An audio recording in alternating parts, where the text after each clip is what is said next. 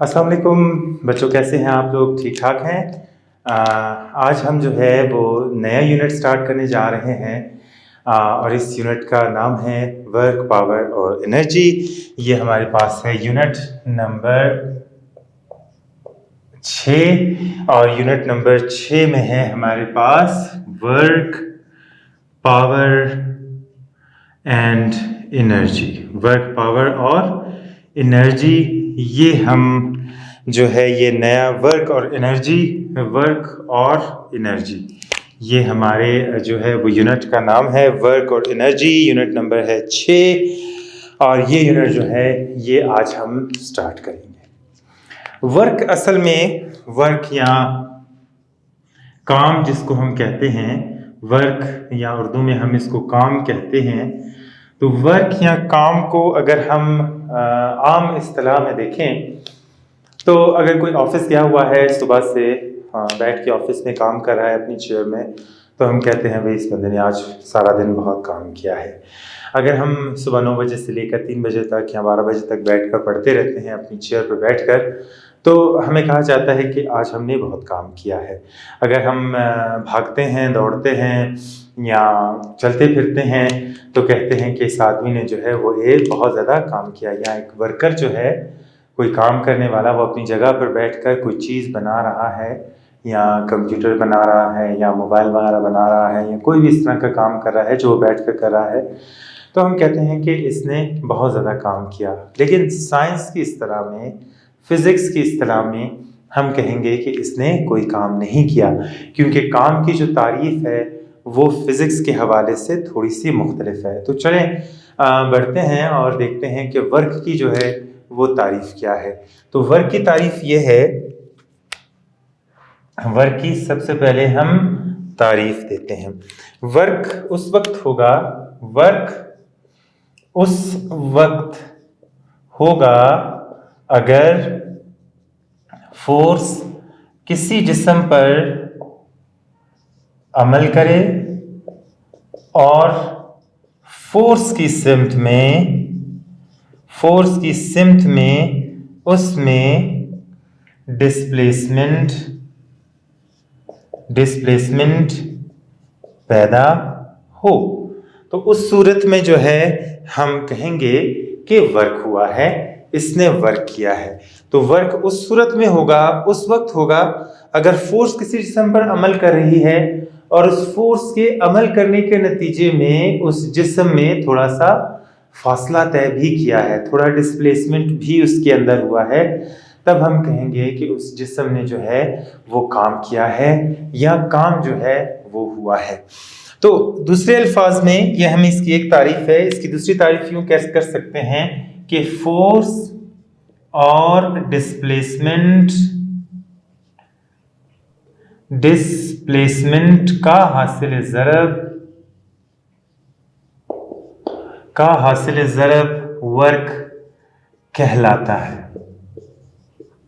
ये इसकी दूसरे अल्फाज में हम तारीफ कर सकते हैं कि फोर्स और डिस्प्लेसमेंट का जो हासिल ज़रब है उसे हम क्या कहते हैं, वो किसके बराबर होता है? वर्क के बराबर होता है। फ़र्ज़ कर लें ये एक जिस्म है और इस जिस्म के ऊपर कोई फोर्स अमल करती है और इस फोर्स के नतीजे में ये जिस्म के ऊपर फोर्स अमल कर रही है और फोर्स के नतीजे में ये जिस्म जो है वो यहाँ पर आ जाता है, तो हम देखते हैं कि इसका जो डिस्प्लेसमेंट हुआ वो d के बराबर है। इसके अंदर जो डिस्प्लेसमेंट पैदा हुआ वो d के बराबर है। इसके ऊपर फोर्स जो है वो F ने अमल किया। तो जब फोर्स इस किसी जिस्म के ऊपर अमल करती है तो वो अपनी ही सिमत में जो है वो उसमें एक्सेलरेशन पैदा करती है। और यहाँ पर हमने देखा कि इस फोर्स ने जो है वो इस जिस्म के ऊपर अमल करके इसके अंदर डिस्प्लेसमेंट पैदा किया। पहले ये जिस्म इस पोजीशन पे था, अभी ये जिस्म यहाँ पर आ गया, तो इसके अंदर जो है वो कुछ डिस्प्लेसमेंट पैदा हुआ। उस सूरत में हम कहेंगे कि इस जिस्म ने काम किया है, इस जिस्म के ऊपर जो है वो काम हुआ है, इसे हम डिस्प्लेसमेंट कहते हैं। आइए हम देखते हैं कि अगली चीज इसकी देखते हैं। नंबर 2, इसकी अलामत क्या है। नंबर 1 हमने पढ़ा कि इसकी तारीफ क्या है, नंबर 2 हम देखेंगे कि इसकी अलामत क्या है। तो इसकी अलामत जो है वो W है। वर्क को हम W से जाहिर करते हैं, या काम को जो है हम W से जाहिर करते हैं। तीसरी चीज की तरफ बढ़ते हैं कि इसका फॉर्मूला जो है वो हमारे पास क्या है। जैसे कि हमने दूसरी तारीफ में पढ़ा, जो हमने यहाँ पर तारीफ की थी कि फोर्स और डिस्प्लेसमेंट का जो हासिल ज़रब है वो वर्क कहलाता है। तो इसी हवाले से हम इसकी डेफिनेशन करेंगे। डेफिनेशन के हवाले से हम इसका फॉर्मूला निकालेंगे, जो कि है F ज़रब D।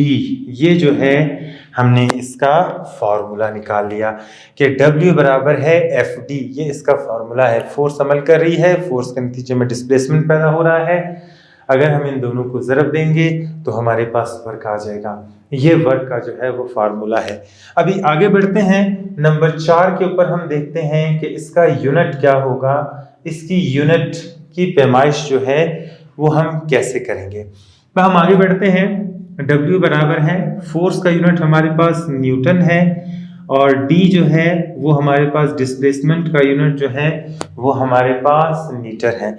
फिर हम देखते हैं कि जो न्यूटन है वो है किलोग्राम मीटर फी सेकंड के मुरब्बे के बराबर है। ज़रब M जो है वो हमारे पास इसी फॉर्मूले में आ रहा है, और W हमारे पास बराबर आ जाएगा किलोग्राम मीटर का मुरब्बा फी सेकंड का मुरब्बा। ये इसका यूनिट हो जाएगा। जो वर्क का यूनिट है वो ये है, किलोग्राम मीटर फी सेकंड का मुरब्बा, मीटर का मुरब्बा और फी सेकंड का मुरब्बा, ये इसका यूनिट है। न्यूटन मीटर इसका यूनिट है। लेकिन क्या है कि वर्क के ऊपर जो काम किया था वो जॉल ने किया था।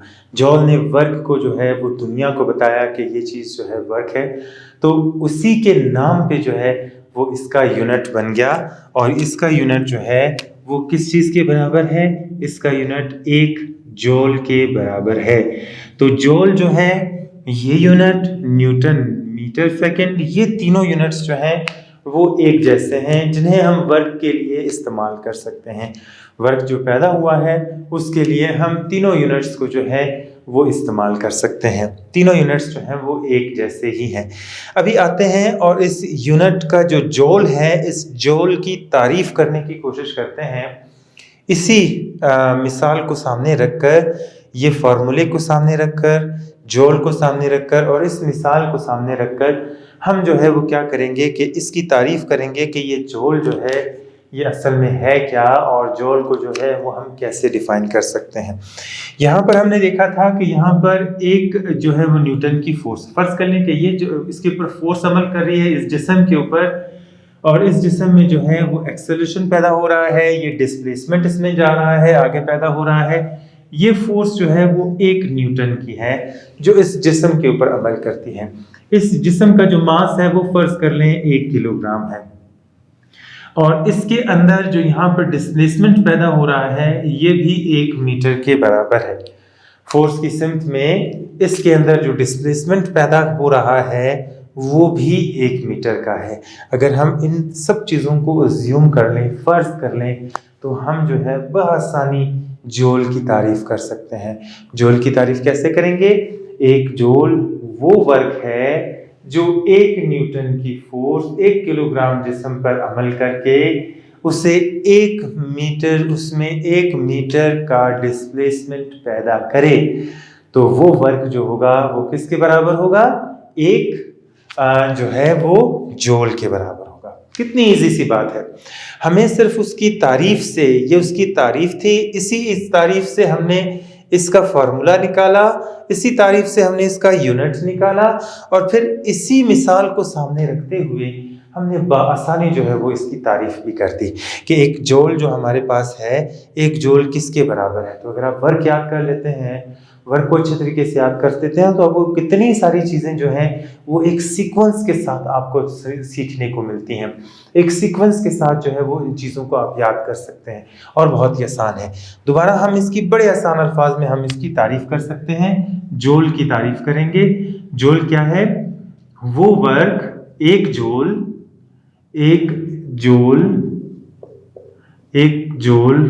वो वर्क है जो 1 न्यूटन की फोर्स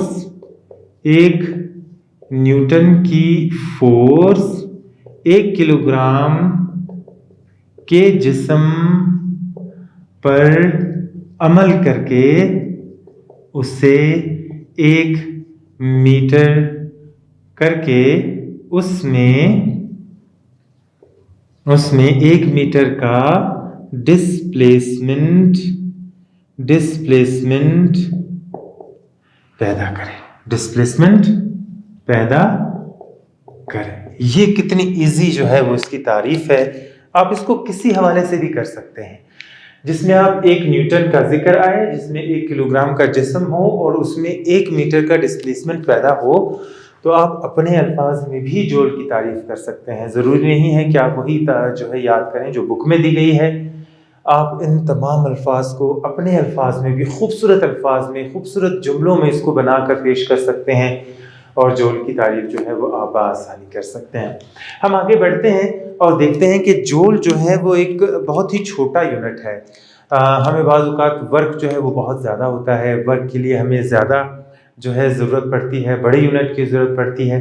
तो हम क्या करते हैं कि प्रीफिक्सेस जो हमने पहली क्लासों में पढ़े थे, यूनिट नंबर 1 में पढ़े थे, उन प्रीफिक्सेस को इस्तेमाल करके हम जूल की जो कीमत है उसको बढ़ा सकते हैं।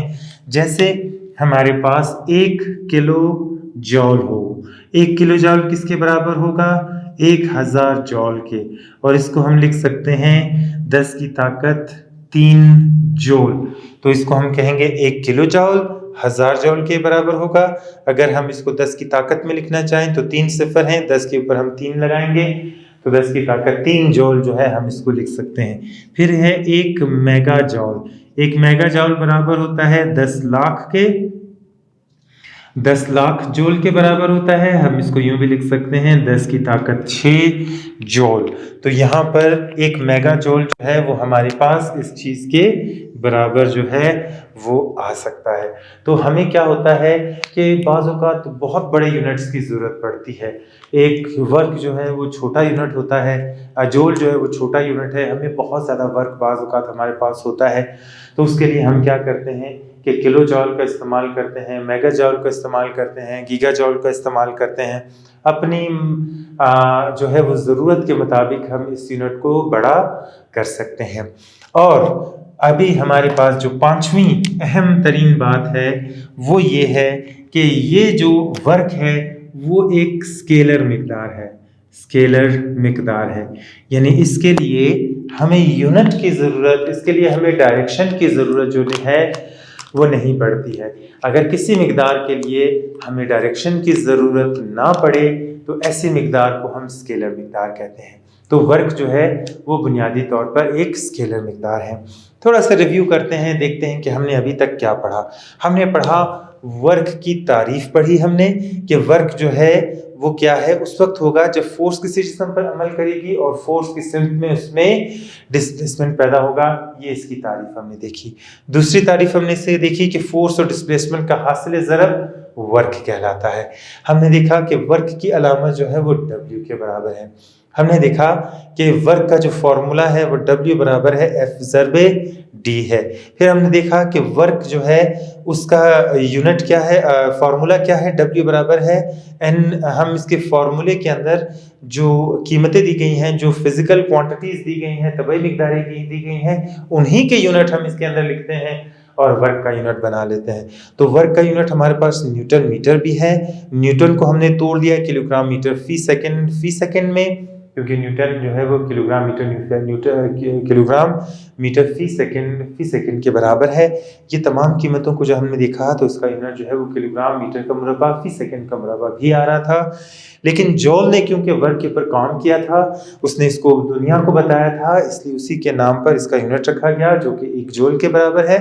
जूल की हमने तारीफ कर दी कि जूल की हम तारीफ को इसी फार्मूले के ज़रिए हम इसकी तारीफ भी जो है वो कर सकते हैं। जूल एक जूल वो वर्क है जो 1 न्यूटन की फोर्स 1 किलोग्राम के जिस्म पर अमल करके उसमें 1 मीटर का डिस्प्लेसमेंट पैदा करके हासिल हो। तो जो जूल जो है वो वर्क होता है। फिर जूल के बड़े यूनिट्स जो हैं वो 1 किलो जूल बराबर है 1000 जूल के, 1 मेगा जूल बराबर है 10 लाख जूल के बराबर है। ये हमने अभी तक पढ़ा। फिर हमने पढ़ा कि ये जो है वो एक स्केलर मिकदार है और जो है इसके लिए हमें जो है वो डायरेक्शन की ज़रूरत नहीं पड़ती। ये अभी तक हमने वर्क के बारे में सीखा। अभी हम देखते हैं और पढ़ते हैं कि वर्क का इन्हिसार जो है वो कौन सी चीज़ों पर होता है। वर्क का इन्हिसार असल में आप देखें कि फोर्स भी है इसके अंदर और डिस्प्लेसमेंट भी है। तो इसका जो है वो दो चीज़ों पर इसका इन्हिसार होगा, फोर्स पर यानी जो फोर्स इसके ऊपर अमल कर रही है उसके ऊपर, और दूसरी चीज जो होगी वो इसके होगा कि डिस्प्लेसमेंट पर जो है वो इसका इन्हिसार होगा। डी और एफ के ऊपर जो है वो इसका इन्हिसार होगा। अभी जब फोर्स इस चीज पर अमल कर रही है तो फोर्स इस चीज पर अमल करके इसके अंदर जो है वो एक्सेलरेशन पैदा कर रही है और डिस्प्लेसमेंट जो है वो इसमें पैदा हो रहा है। अभी फोर्स की कीमत जितनी ज़्यादा करते जाएंगे जो है वो वर्क जो है वो उतना ज़्यादा होगा। वर्क की कीमत भी जो है वो उसकी वजह से ज़्यादा होगी, क्योंकि इस फॉर्मूले में ये दोनों ज़रब खा रहे हैं। अगर एक की कीमत को हम ज़्यादा कर देंगे, इसकी कीमत 2 है, फर्ज कर लें डिस्प्लेसमेंट 1 है, तो 2 एकम 2 हो जाएगा। अगर हम इसकी कीमत को 3 कर देंगे तो 3 एकम 3 हो जाएगा। एक की कीमत बढ़ रही है, दूसरी की कीमत भी बढ़ रही है।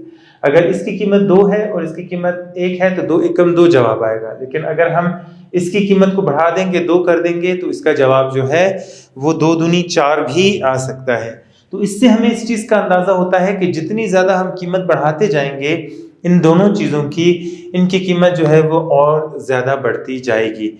बाज़ औक़ात ये होता है कि फोर्स जिस्म पर अमल करती है लेकिन उसकी सिमत में जो है वो एक्सेलरेशन पैदा नहीं होता। जैसे फ़र्ज़ कर लें ये एक बच्चों वाली गाड़ी है, ये एक छोटी सी गाड़ी है जो बच्चे अक्सर जो है उसको चलाते हैं। यहाँ पर धागा बांधा होता है और यहाँ पर जो है वो बच्चा क्या कर रहा होता है कि इसको लेकर जो है वो आगे की तरफ जो है वो बढ़ रहा होता है। अभी आप देखें कि फोर्स जो है वो इस डायरेक्शन में अमल कर रही है, फोर्स जो है वो इस डायरेक्शन में अमल कर रही है, इस डायरेक्शन, जबकि डिस्प्लेसमेंट जो पैदा हो रहा है वो इस डायरेक्शन में पैदा हो रहा है। ये डिस्प्लेसमेंट पैदा हो रहा है, फोर्स जो है वो यहाँ पर अमल कर रही है, और इनके दरमियान जो जाविया बन रहा है वो थीटा है। इनके दरमियान जाविया वो बन रहा है। अभी फोर्स और इसके दरमियान जो यहाँ पर एंगल बन रहा है वो बहुत ज़्यादा अहमियत का हामिल है। अगर इनके दरमियान जाविया जो है वो बन रहा हो तो फोर्स की कीमत जो है वो थोड़ी सी मुख्तलिफ हो जाती है, फोर्स की कीमत थोड़ी सी चेंज हो जाती है। एक छोटी सी एग्जांपल देना चाहता हूँ कि फ़र्ज़ कर लें ये हमारे पास एक बाल्टी है। ये बाल्टी जो है वो पानी से भरी हुई है और इस बाल्टी को एक शख्स जो है उठाता है, इसके ऊपर फोर्स लगाता है। ये फोर्स जो है वो इसके ऊपर लग रही है ऊपर की डायरेक्शन में, यहाँ पर वो इसके ऊपर फोर्स लगाता है, ऊपर की सिमत में एफ लग रही है, जबकि बाल्टी को उठाकर इस तरफ लेकर जाता है। डिस्प्लेसमेंट जो उसमें पैदा हो रहा है वो इस डायरेक्शन में पैदा हो रहा है। तो क्या होगा कि ये शख्स जो है वो लेकर जा रहा है बाल्टी, बेचारा सारा दिन पानी भरता रहा और जो है वो सुबह से नलके से पानी भर के वो किसी टैंकी में डालता रहा। उसने टैंकी जो है वो सुबह से लेकर शाम तक भर दी, लेकिन फिज़िक्स कहती है कि इसने कोई काम नहीं किया। उसकी वजह ये है कि इनके दरमियान जो जाविया बन रहा है वो कितने का बन रहा है, 90 डिग्री का जाविया बन रहा है। तो अगर जाविया 90 डिग्री का हो तो वर्क के ऊपर जो है वो क्या फ़र्क पड़ता है, ये चीज़ जो है अभी हम देखेंगे, और वो हम देखेंगे ख़ास सूरतों में। ख़ास सूरतें क्या हैं? फ़र्ज़ कर लें कि ये जो हमारे पास फॉर्मूला था जो अभी हमने देखा है, W बराबर है FD, ये हमने इसका फॉर्मूला निकाला। अगर इसके अंदर कोई जो है वो एंगल बन रहा है, जैसे ये जाविया बन रहा है, तो उस सूरतों में हम क्या करते हैं कि इसको इसके रेक्टेंगुलर कंपोनेंट्स में डिवाइड कर देते हैं। ये वाला जो पोर्शन है यहाँ पर, इसको हम क्या देते हैं fx, ये f है, फोर्स है जो इसके ऊपर अमल कर रही है, ये इसका fx कंपोनेंट है और ये इसका fy कंपोनेंट है। दो कंपोनेंट्स में इसको हम डिवाइड कर देते हैं और हम देखते हैं कि fd cos थीटा इसकी कीमत आती है। क्योंकि ये एक स्केलर क्वांटिटी है, इसलिए इस वर्क की वजह से जो एक्सेलरेशन जो डिस्प्लेसमेंट पैदा होगा उसमें हम इस y कंपोनेंट का किरदार जो है वो नहीं होगा, और इसमें जो ज़्यादा से ज़्यादा फोर्स, ज़्यादा से ज़्यादा जो इसमें डिस्प्लेसमेंट पैदा होगा वो इसके fx कंपोनेंट की वजह से होगा। इसलिए हम यहाँ पर जो कीमत लिखते हैं वो लिखते हैं FD cos थीटा। अभी यहाँ पर हम दो सूरतें देखते हैं। इस सूरत में सबसे पहली सूरत, अगर हमारे पास थीटा बराबर है 0 डिग्री, अगर हमारे पास थीटा 0 डिग्री के बराबर है, अगर एंगल 0 डिग्री के बराबर है तो क्या होगा, W बराबर हो जाएगा FD cos theta. cos theta F बराबर है FD cos 0 डिग्री। W बराबर है FD cos 0 डिग्री की जो कीमत है हमारे पास वो 1 होगी। जो इसकी कीमत होगी वो 1 होगी, और वर्क जो है वो मैक्सिमम होगा। किस सूरत में? इस सूरत में कि अगर डिस्प्लेसमेंट, इस डायरेक्शन में डिस्प्लेसमेंट पैदा हो रहा है और इसी डायरेक्शन में फोर्स अमल कर रही है, दोनों के दरमियान जो एंगल बन रहा है वो 0 डिग्री का एंगल होगा। उस सूरत में हमारे पास जो वर्क की कीमत आएगी वो मैक्सिमम आती जाएगी। उसकी कीमत जो होगी वो क्या होगी, मैक्सिमम होगी। लेकिन जब इनके दरमियान एंगल जो है वो पैदा होना शुरू हो जाएगा, जब इसके अंदर एंगल पैदा होगा, जैसे फर्ज कर लें इसके दरमियान जो एंगल है वो 60 डिग्री का है, फर्ज कर लें 60 डिग्री का होगा, तो क्या होगा कि W बराबर है FD cos थीटा और W बराबर है FD cos 60 डिग्री। W बराबर है FD cos 60 डिग्री की कीमत जो है वो 0.5 है। तो अगर ये एंगल जो है वो 60 डिग्री का हो जाएगा तो हमारी कीमत जो है वो वर्क की कीमत जो है वो आधी रह जाएगी। जैसे जैसे एंगल बढ़ता जाएगा, ये फोर्स है, अगर हम इसको इस डायरेक्शन में खींचेंगे गाड़ी को तो बहुत जो है वर्क की कीमत ज्यादा पैदा होगी। लेकिन जैसे हम इसके ऊपर इसका एंगल बढ़ाते जाएंगे, भी देखिए हमने यहाँ से पकड़ा एंगल बढ़ गया, थोड़ा सा यहाँ से पकड़ेंगे एंगल और ज्यादा हो जाएगा, यहाँ तक जाएंगे तो 60 हो जाएगा। तो जितना इसका एंगल बढ़ता जाएगा उतनी ही ज्यादा हमारी फोर्स की मिकदार जो है वो कम हो जाएगी। एंगल 60 डिग्री 1 से 60 डिग्री हो गया तो जो वर्क की कीमत थी वो आधी रहेगी, क्योंकि 0.5 से आप जिस भी चीज को ज़रब देंगे वो आधी हो जाएगी। कैसे? जैसे फर्ज कर लें हम 2 को ज़रब देते हैं 0.5 के साथ, तो क्या जवाब आएगा हमारे पास, इसके साथ हम सिफर लगा देंगे, 2 एकम 2 और 5 दूनी 10, ये किसके साथ कट जाएगा और 1, 2 जो है वो क्या हो गया, आधा रह जाएगा। यहाँ पर भी जितना भी वर्क पैदा होगा अगर हम इसको 0.5 से ज़रब देंगे तो उसकी कीमत जो है वो आधी हो जाएगी। वजह क्या हुई, एंगल ज़्यादा होने की वजह से। जितना जाविया ज़्यादा करते जाएंगे उसका जो कीमत है वो कम होती जाएगी। आगे बढ़ते हैं और दूसरी सूरत देखते हैं कि अगर थीटा जो है वो 90 डिग्री हो जाए। हम यहाँ पर देखा 0 डिग्री एंगल था, तो 0 डिग्री एंगल के ऊपर इसकी कीमत जो थी वो हमारे पास कितनी आई, मैक्सिमम आ रही है। एक को जिस भी अदद के साथ ज़रब देंगे उसकी कीमत उतनी ही रहेगी, ना ज्यादा होगी ना कम होगी। अगर हमने उसका जाविया 60 डिग्री कर दिया उसकी कीमत जो है आधी रह गई। अभी अगर हम 90 डिग्री करते हैं तो क्या कीमत होगी, इसकी कीमत जो है अभी हम मालूम करेंगे। तो W बराबर हो जाएगा FD cos थीटा और F बराबर है FD cos 90 degree. cos 90 degree की जो वैल्यू है वो हमारे पास 0 के बराबर है, तो वर्क जो है वो हमारे पास 0 हो जाएगा अगर उसके दरमियान एंगल जो है वो 90 डिग्री होगा। आपके सामने यहाँ पर हमने देखा 0 डिग्री से हमने शुरू किया, 0 डिग्री से शुरू किया, 90 डिग्री पे गए, वर्क आधा रह गया, और जब हम यहाँ पर 90 डिग्री के ऊपर आए तो वर्क की कीमत जो है वो और ज्यादा कम हो गई। 0 डिग्री के ऊपर मैक्सिमम, यहाँ पर हमने देखा 60 डिग्री के ऊपर कीमत आधी रह गई, 90 डिग्री के ऊपर कीमत जो है वो बिल्कुल सिफर हो गई। जैसे ये आदमी जिसने बेचारे ने सुबह से लेकर शाम तक पानी भरा, एक तो सुबह से लेकर शाम तक बेचारा पानी भरता रहा, टंकी उसने भर दी, और लोग कहते हैं, फिजिक्स वाले कहते हैं भाई इसने काम ही नहीं किया, निकम्मा है, निकट्ठू है, इसने कोई काम नहीं किया। तो बुनियादी वजह ये है कि उसके दरमियान जो एंगल बन रहा है, इसके दोनों कामों के दरमियान, यहाँ से बाल्टी उठा रहा है और फिर बाल्टी को उठाकर आगे लेके जा रहा है। अब देखिए यहाँ से बाल्टी इसने उठाई है, फोर्स ऊपर की सिमत में लगा रहा है, बाल्टी को उठाने के लिए फोर्स ऊपर की सिमत में लगा रहा है और फिर जो है वो फासला तय कर रहा है। तो हम देखते हैं कि दोनों के दरमियान जो एंगल बनता है वो 90 डिग्री का बन रहा है। और 90 डिग्री को जब हमने वर्क के फॉर्मूले में डाला तो भाई पता चला उसने तो काम ही नहीं किया फिजिक्स के हिसाब से। तो ये फिजिक्स के में वर्क जो है वो 0 होगा अगर एंगल जो है वो 90 डिग्री का हो। आते हैं और तीसरी सूरत देखते हैं। जो तीसरी सूरत है हमारे पास, और तीसरी सूरत में थीटा बराबर है 180 डिग्री। 180 डिग्री किस सूरत में होगा, इसको थोड़ा सा हम समझने की कोशिश करते हैं और थोड़ा सा चलते हैं फ्रैक्शन की तरफ चलते हैं और जो है उसको समझने की कोशिश करते हैं। और यहाँ पर हम मिसाल के लिए क्या करेंगे कि इसको थोड़ा सा मिटा लेते हैं ताकि यहाँ पर जो है हम अपनी मिसाल जो है वो लिख सकें। फर्ज कर लें ये एक जिस्म है जो एक हमवार सतह पर पड़ा हुआ है और इस चीज़ को धिक्का देने के लिए यहाँ पर जो है वो फोर्स लग रही है। इसको फोर्स लगा रहे हैं इस सिमत में और इस ब्लॉक को जो है वो धक्का देने की कोशिश की जा रही है। इस बहुत बड़ा ब्लॉक है, वजनी ब्लॉक है, इसको घसीट कर जो है वो एक जगह से दूसरी जगह तक ले जा रहे हैं।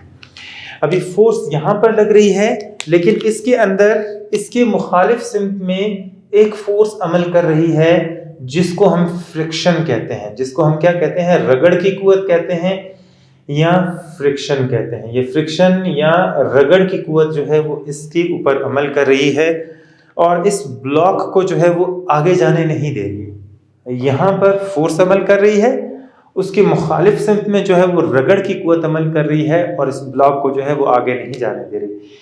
अभी इस फोर्स और इस फोर्स के दरमियान यहाँ से लेकर यहाँ तक जो एंगल बनता है वो बनता है 180 डिग्री का जाविया इन दोनों के दरमियान बनता है। वो हम देखते हैं कि उस सूरत में जो हमारे पास वर्क है उसकी कीमत क्या होगी। तो हम लिखेंगे W बराबर है एफ डी कॉस थीटा।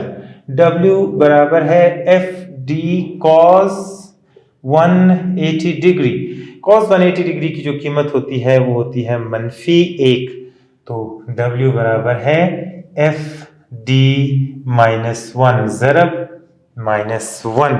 तो हमारे पास जो वर्क आएगा वो मनफी की सिमत में आएगा। वर्क जो होगा उसकी कीमत मनफी में आएगी और वर्क की कीमत मनफी उसी सूरत में होगी अगर इन दोनों के दरमियान जो एंगल होगा, जो जाविया होगा वो 180 डिग्री का होगा। अगर जाविया इनके दरमियान 180 डिग्री का है तो उस सूरत में जो वर्क होगा उसकी कीमत जो है वो हमारे पास मनफी में आएगी। उसी सूरत में इसकी वर्क की कीमत मनफी में आ सकती है। थोड़ा सा भी ये जो स्पेशल केसेस हमने पढ़े हैं इसको हम देखते हैं कि ये है क्या चीज़। हमने यहाँ पर पढ़ा कि वर्क का इन्हिसार जो है वो 2 चीज़ों पर है, बल्कि 3 चीज़ों पर है, उसके एंगल के ऊपर भी इसका इन्हिसार है। तो यहाँ पर हमने देखा कि वर्क का इन्हिसार फोर्स के ऊपर है और डिस्प्लेसमेंट के ऊपर है। जितनी फोर्स ज़्यादा करते जाएंगे आपका वर्क जो है वो ज़्यादा होता जाएगा, डिस्प्लेसमेंट ज़्यादा होता जाएगा तो उसका वर्क भी जो है वो ज़्यादा होता जाएगा। अगर सेम फोर्स लगाएंगे, सेम वजन है, जैसे 1 किलोग्राम का वजन है उसके ऊपर 1 न्यूटन की फोर्स लग रही है, वो डिस्टेंस ट्रेवल करेगा, उसका डिस्टेंस जो है वो ज़्यादा होगा। अगर हम उसकी वजन मास ज़्यादा कर देंगे, जैसे फर्ज कर लें 1 न्यूटन से हमने 1 किलोग्राम से हमने 10 किलोग्राम कर दिया तो उतनी फोर्स जो उसको 1 मीटर तक लेकर जा रही थी वो हो सकता है कि उसे सिर्फ आधे ही मीटर तक ले जा सके। तो जितनी ज़्यादा डिस्प्लेसमेंट हम करते जाएंगे उतनी ही ज़्यादा जो है उस वर्क की कीमत बढ़ती जाएगी। जितनी हम फोर्स ज़्यादा करते जाएंगे उतनी ही वर्क की कीमत बढ़ती जाएगी। और तीसरी चीज़ जो है वो इनके दरमियान एंगल। अगर तो फोर्स जो है वो 0 डिग्री एंगल के ऊपर लग रही है तो कीमत जो है वो उसकी मैक्सिमम आएगी, वर्क जो है हमारे पास ज़्यादा आएगा। जैसे हमने मिसाल दी कि इस जिस्म के ऊपर फोर्स अमल कर रही है, फोर्स की सिमत में इसमें एक्सेलरेशन पैदा हो रहा है, ये आगे की सिमत में जा रहा है, इसमें वर्क जो है वो मैक्सिमम पैदा हो रहा है। लेकिन अगर हम देख लें यहाँ पर वर्क जो है उसमें हम एक की कीमत आ रही है, यानी इसको जितना भी वर्क आ रहा है उसको अगर हम एक से ज़रब देंगे तो हमारे पास जो है वो उसकी कीमत मैक्सिमम आएगी, यानी ना उसकी कीमत कम होगी ना ज़्यादा होगी, सिर्फ फोर्स और डिस्प्लेसमेंट को ज़रब देने के साथ जो कीमत आ जाएगी वही हमारी कीमत होगी।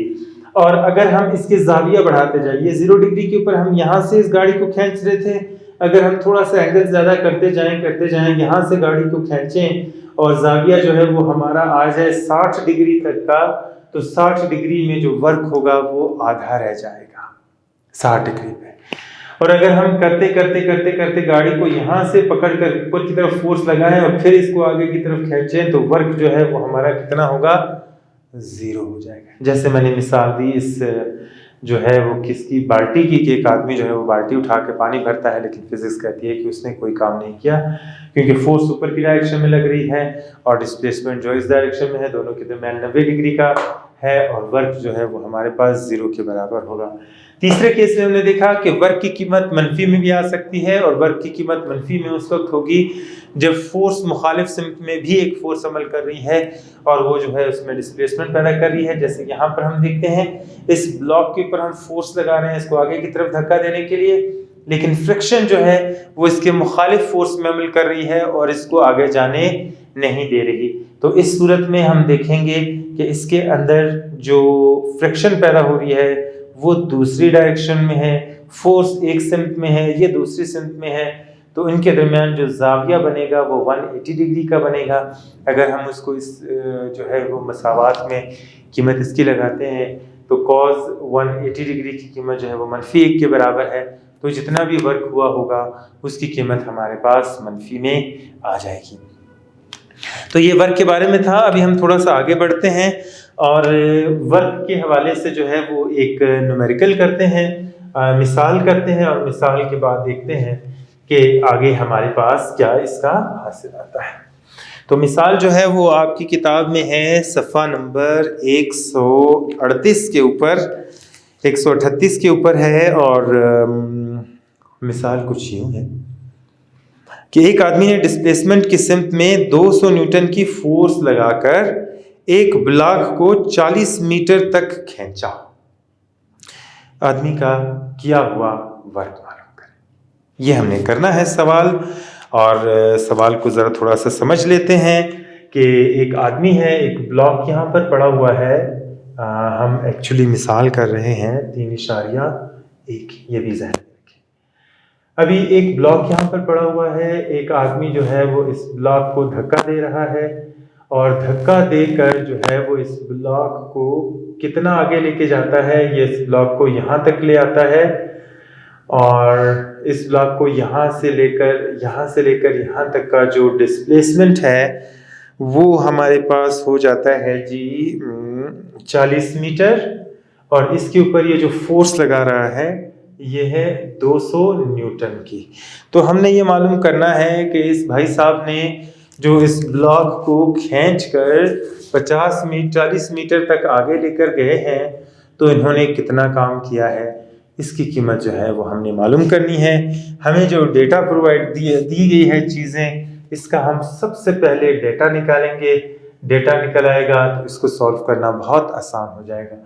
डेटा में हमें फोर्स की कीमत दी गई है जो कि 200 न्यूटन है, हमें टी की कीमत दी गई है जो कि है 40 मीटर और फिर जो है हमने मालूम करना है डब्ल्यू की कीमत मालूम करने के लिए फॉर्मूला लगाएंगे FD, इसमें डालकर जो है वो हम कीमतें इसकी डालेंगे। W बराबर आ जाएगा, फोर्स की कीमत आ जाएगी 200, D की कीमत हमारे पास आ जाएगी 40, तो इसको दोनों को ज़रब देंगे 40 0 0 40 0 0 40 दूना 80 जॉल। यहाँ आप क्या करेंगे कि इसको हम कह सकते हैं W बराबर है 8 किलो जॉल भी कहते हैं, 8000 है तो 1 किलो जॉल जो है वो 1000 के बराबर है। यहाँ पर 8 है तो हम यहाँ पर ये कह सकते हैं कि इसकी जो कीमत है वो 8 किलो जॉल है। इतनी फोर्स जो है, इतना वर्क जो है वो इस अल्लाह के बंदे ने किया और इस ब्लॉक को जो है वो 40 मीटर तक आगे खींचकर लेकर गया है। तो ये जो है हमारा आज तक का जो टॉपिक था वो वर्क के बारे में था। बहुत जो है मैंने सिंप्लीफाई करने की कोशिश की, बहुत जो है आसान तरीके से बताया तमाम चीज़ों को। उम्मीद है कि आप इन तमाम चीज़ों को बहुत अच्छे तरीके से समझे होंगे। तो अगली वीडियो तक के लिए अल्लाह हाफ़िज़, अल्लाह की हिफाज़त में।